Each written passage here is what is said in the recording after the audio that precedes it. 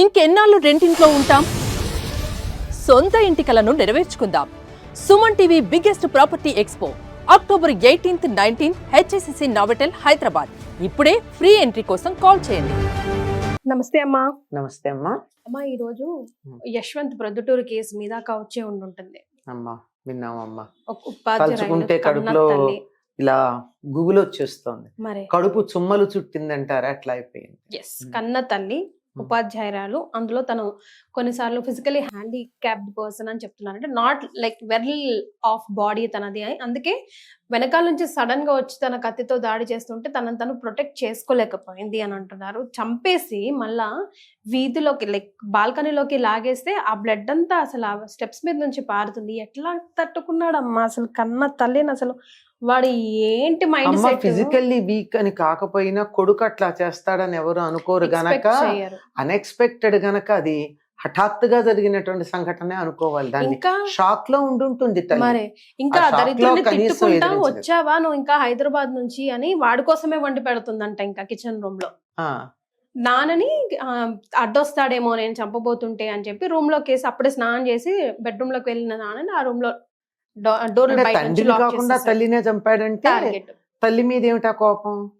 తల్లి ఉపాధ్యాయురాలు కదా, అందువల్ల బడిలో పిల్లలకి చెప్పినట్టు ఇతడికి కూడా సరిగ్గా ఉండు నాయన, బాగా ఉండు అని ఏదన్నా నీతులు చెప్పిందేమో.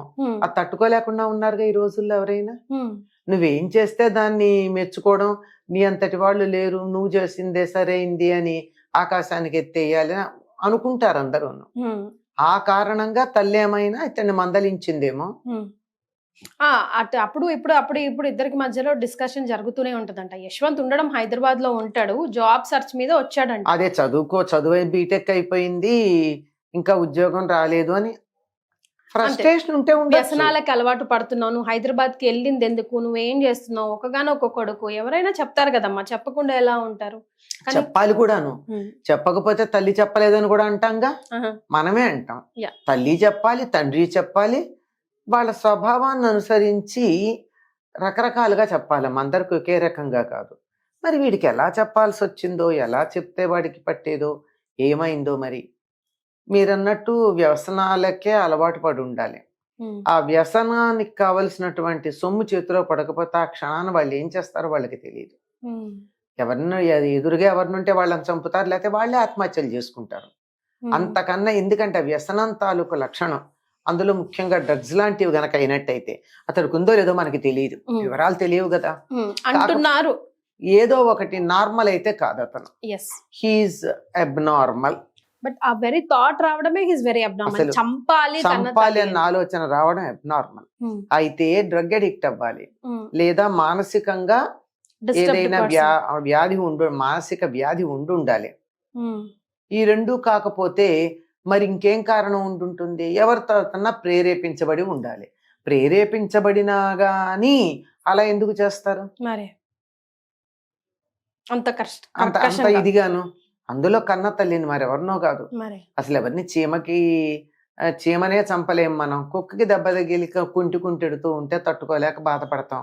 అట్లాంటిది సాటి మనిషిని అయితే మరీను, అందులో తల్లినంటే తప్పనిసరిగా వికృత మనస్థితి ఏదో ఉంది అతడికి, సహజ స్థితి లేదు. దేనివల్ల అన్నది మనం చెప్పలేం. ఏ దురలవాటు వల్ల కావచ్చు, ఇంకేదన్నా కారణం కావచ్చు, మరేదన్నా కూడా కావచ్చు. ఇప్పుడు ఆ తండ్రి ఎటు మాట్లాడతాడమ్మా? భార్యని కోల్పోయి ఆ దుఃఖంలో ఒకవైపు, అది కూడా అసలు సడన్ షాక్ కదా. వీడేమో హంతకుడయ్యాడు, మళ్ళీ ఏమైనా కనీసం అయ్యో నేను ఇట్లా చేశానే క్షణికావేశంలో అన్న అది కూడా ఉందా? అది క్షణికావేశంలో చేసింది కాదు, అది ప్లాన్డును హ్యాపీ. తను చేసిన పనికి తను సంతోషంగా ఉన్నాడు, తీసుకెళ్ళాడు, బయట పడేశాడు, పాటలు పెట్టు కూర్చొని విన్నాడు. తండ్రిని అడ్డొస్తాడేమో అని చెప్పి గదిలో పెట్టి తలుపేశాడు. వేసి మళ్ళీ అయిపోయాక పని అయిపోయిందని చెప్పాడు. అంటే దాన్ని బట్టి అతడు ఎంత కోల్డ్ బ్లడెడ్ మర్డర్ చేశాడు. అలా చెయ్యాలంటే అది క్షణికావేశంలో చేసిందైతే కాదు. అసలు ఇప్పుడు ఆ తండ్రికి కూడా లోపల ఎంత గుబులు ఉంటది. ఈ రోజు ఆమెకైంది, రేపు ఆయన కూడా అవ్వచ్చు, వాడుకొచ్చి చేసుకోవచ్చేమో. అదే ఇప్పుడు వీళ్ళు ఒకవేళ గాని అది డ్రగ్స్ తాలూకుదిగా అయినట్టయితే మనకి తెలియదు, అవునో కాదు. అది గనక అయినట్టయితే సమయానికి దొరక్కపోతే ఎదురుగా ఉన్న వాళ్ళనన్నా చంపేస్తారు, లేకపోతే వాళ్ళన్నా చచ్చిపోతారు. కానీ వాళ్ళు చావరు, చచ్చే ప్రయత్నాలు చేస్తారు. వాళ్ళకి ఆ స్థితిలో లేకుండా పోవాలని ఉండదు, బతికుండి డ్రగ్స్ తీసుకోవాలని ఉంటుంది. అందువల్ల దానికి ఇతరులని భయపెట్టడానికి, ఏదో రకంగా ఆ డబ్బు సంపాదించటానికి కావలసిన పనులు ఏవైనా చేస్తారు, చచ్చినంత పని చేస్తారు. అంతేగాని చావరు. ఎదుటి వాళ్ళని అయితే చంపేస్తారు. అది ఉంది. ఒకవేళ డ్రగ్స్ అయితే ముందు దాని కింద అరెస్ట్ చేయాలి వాడిని. అదే తీసుకెళ్లిపోయారు, కానీ అసలు అర్థం కావట్లేదు. తీసుకెళ్లిపోయారంటే వాడు ఏం పారిపోతే కదా వెతకడానికి, హాయిగా చేసి అక్కడే ఉన్నాడుగా, నేనే చేస్తానని ఘనంగా చెప్పుకుంటూ. విజువల్స్ కూడా మన దగ్గర ఉన్నాయి. అసలు అమ్మో వాడిని చూస్తుంటే అసలు అర్థమే కావట్లేదు. మానసిక స్థితి ఎలా ఉంది, ప్రస్తుత సమాజానికి పట్టినటువంటి ఒక ప్రస్తుత సమాజాన్ని మనకి చూపిస్తూ ఉన్నటువంటి ఒక చిన్న క్లిప్పింగ్ మాత్రమే. ఇలాగే ఉంది తల్లిదండ్రుల పెంపకం కానీ, పిల్లల పెరుగుదల కానీ, వాళ్ళ మానసిక స్థితి కానీ ఇలాగే ఉంది. ఒకటి, వాళ్ళు ఎలా తయారయ్యారంటే పిల్లలు అంటే తట్టుకోలేరు, దేన్ని కూడా లెట్ ఇట్ బి ఎనీథింగ్. ఆఖరికి ఇంట్లో వంట కూడా తను అడిగిన కూర లేదని అమ్మ మీద ప్లేట్లు గిరాటేసేటటువంటి పిల్లలు కనపడుతున్నారు. తల్లి మీద వెయ్యొచ్చా అట్లా? తల్లి మీద హోటల్లో వేయి చూద్దాం. తల్లి గనక చులకనా, బయట వేయి. డబ్బులు ఇచ్చి తీసుకునే చోటే దాన్ని నువ్వు బాగాలేదంటే వాళ్ళు ఊరుకోరే.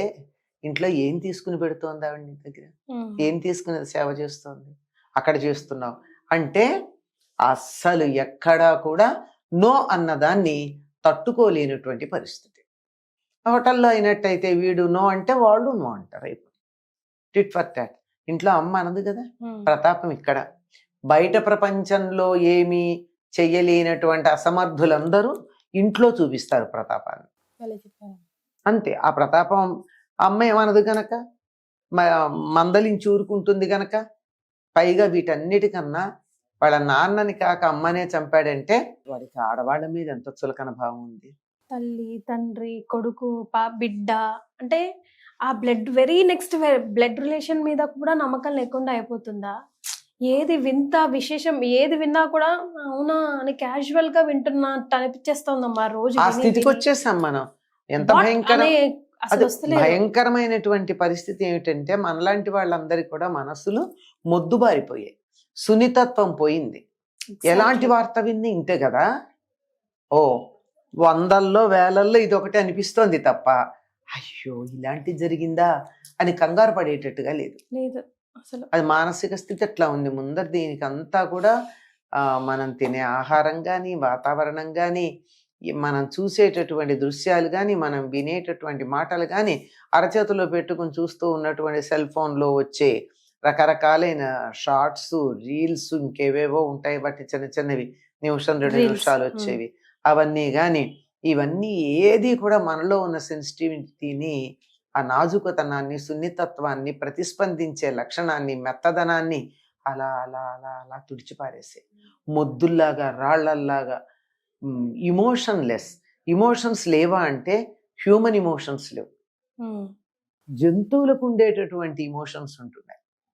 తను ఎదురుగా వచ్చింది ఏదైనా సరే కొమ్ములతో కుమ్మేయాలి అనేటటువంటిది సంబంధం లేనటువంటిదైన ఆఖరికి రాతిని, కొండని కూడా వెళ్ళి కుమ్మేసేటట్టుగా ఉంటాయి ఇవి. అలాంటి పరిస్థితే తప్ప మనుషుల్లా కాకుండా ప్రవర్తిస్తున్నారమ్మా. అది వచ్చిన భయంకరమైన పరిస్థితి. సమాజం ఎటు వెళ్తుందో, మనం ఎటు వెళ్తున్నామో, సమాజంలోనే మనం ఉన్నామా, అసలు అది విన్నాక నాకు షాక్ అన్నమాట. అసలు నిజంగా మొద్దుబారిపోయింది మా బ్రెయిన్ అంతా. అసలు it took some time for me to come back to normalcy. టీచర్సే పనిష్మెంట్ ఇస్తేనే మనం అరిచి గోలు పెట్టి గొగ్గలు పెట్టి అసలు మన రకరకాలు చేస్తూ ఉంటే, కన్నా తల్లినే నువ్వు చంపేసుకుంటుంటే ఇంకా అసలు పిల్లలు ఎందుకు, ఈ పెంపకం ఎందుకు? మళ్ళీ at the end of the day మళ్ళీ బ్లేమ్ చేయబడుతుంది ఆ పేరెంట్సే, సరిగ్గా పెంచక. సమాజం అంటే కదమ్మా, గారం అతిగారం చేసి. అందులో అది కూడా కారణం ఉంటుంది, గారాబం ఎక్కువ చేయడం వల్ల.